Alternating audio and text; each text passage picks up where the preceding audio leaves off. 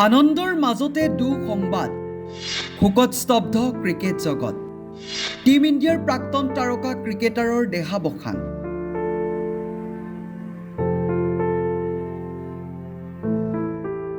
ভাৰতীয় দলৰ প্ৰাক্তন অলৰাউণ্ডাৰ ছৈয়দ আবিদ আলীৰ ৮৩ বছৰ বয়সত আমেৰিকাত মৃত্যু হয়।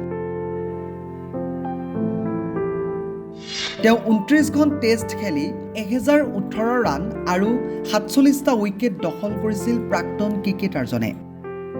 হয়, টিম ইণ্ডিয়াৰ প্ৰাক্তন তাৰকা ক্ৰিকেটাৰৰ দেহাৱসানত শোকত স্তব্ধ হৈ পৰিছে সমগ্ৰ ক্ৰিকেট জগত।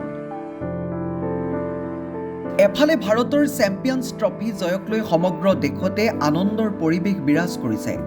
IPLৰ মহাৰণ আৰম্ভ হ'বলৈ মাজত মাত্ৰ কেইটামান দিন, কিন্তু ক্ৰিকেটৰ আনন্দ উল্লাহৰ মাজতে দেশবাসীলৈ আহিল এক দুঃসংবাদ।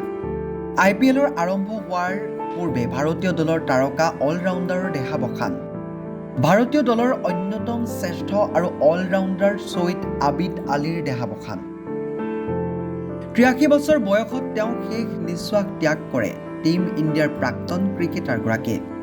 দীৰ্ঘদিন ধৰি তেওঁ বাৰ্ধক্যজনিত ৰোগত ভুগি আছিল।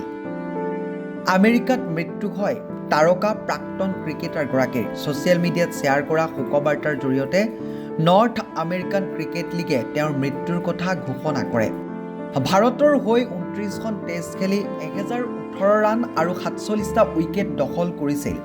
ঘৰুৱা ক্ৰিকেটত প্ৰথম শ্ৰেণীৰ ২১২খন খেল খেলি ৮,৭৩২ ৰান সংগ্ৰহ কৰি ৩৯৭টা উইকেট দখল কৰিছিল। ভাৰতৰ হৈ ১৯৬৭ চনত টেষ্ট অভিষেক ঘটিছিল আবিদ আলীৰ।